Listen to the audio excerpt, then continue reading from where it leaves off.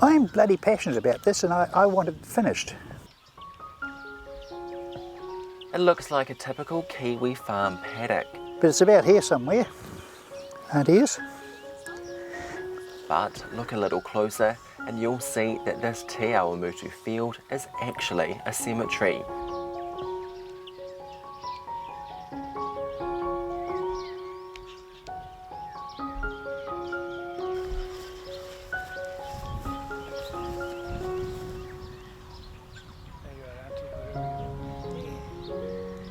We're just guessing because there's no markings, but we still care for you, Auntie, and we still love you.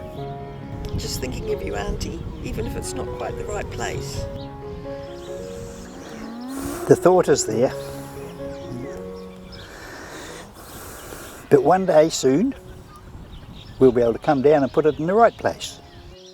Maurie Zinsli and his cousin Bernice Smith are on a mission to honour the memory of the 500 people buried at the Tokanui Psychiatric Hospital Cemetery by giving them their own plaque. Among them, their late Aunt Maria, who was a patient at the hospital. All these people that have been in Tokanui have had no family, no nothing, and then to be treated the way they were at the end of their days is just terrible. Maurie and Bernice's aunt, Maurie Zinsli, was admitted to hospital after struggling to cope with the loss of her fiancé 2 years after moving to New Zealand from Switzerland. She wasn't adjusting very well, and altogether it just sort of upset her. She was a servant. She woke up one night and all she wanted to do was die. She didn't feel that she was worth or wanted to live anymore. They took her to the doctor sent her into the hospital, and eventually she ended up in Tokanui. The Tokanui Hospital served as a mental health institute from 1912 to 1998. At its peak, it was home to over 1,000 patients. The cemetery was used for 40 of those years, but in 1964 it was abandoned and fell into disrepair with little or no recognition for those buried here. It's a respect thing. It's acknowledgement. I just want these people to get, they were in a mental home for goodness sake, or a lunatic asylum, whatever you want to call it. They got treated like nothing. They hardly ever got family visiting and all the rest of it. I mean, there's no coffins, there's no dignity, there's nothing. They were just chucked in a hole in the ground and forgotten. Some of the tales I've heard of people that were helping to dig these graves is, tell you what, that is just... What have you heard? Oh, shocking things. They were digging a grave one day and they came across a water pipe. So they dug each side of the water pipe and then dropped the body, and his legs hung over the water pipe and they filled a hole in. I mean, it's a body.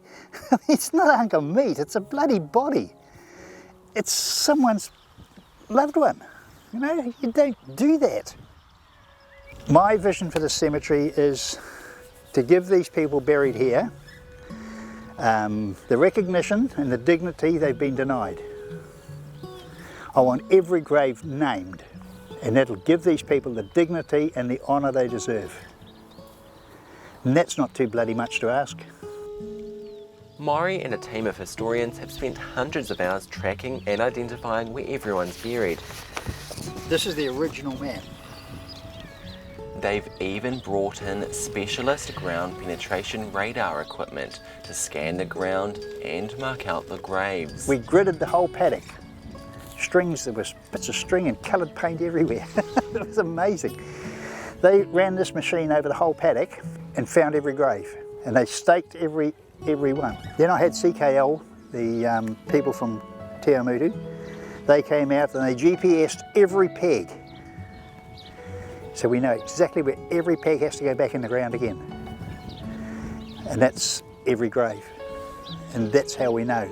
2 years ago, this memorial was put in place with the names of those buried here. But Maurie says it's not enough. You walk in here, you see the name on the wall, you find your beloved one in there, and it says C20. Where on earth is C20 in here?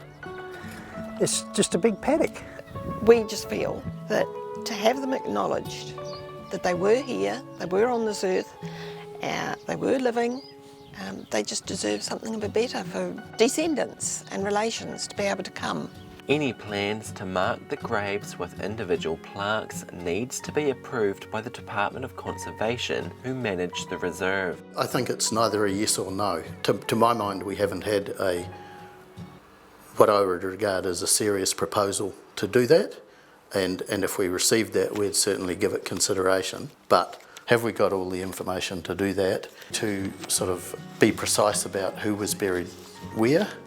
Doc says there's no easy solution, with iwi and families needing to be consulted. Firstly, I think we need to recognise that all the Crown land there is under a treaty claim, and so resolving that would be a great step forward from my point of view. The families of the former patients that are buried there, I think I can understand that they felt the cemetery's been neglected and things can be done better there. There would equally be people within the local iwi who say, well, actually we've had land grievances and things for much longer than the cemetery, let's get those issues sorted first. Maurie and Bernice say they won't give up until Aunt Maria gets proper recognition, and they promise to keep going until they too finally rest. Hunter Calder, Local Focus.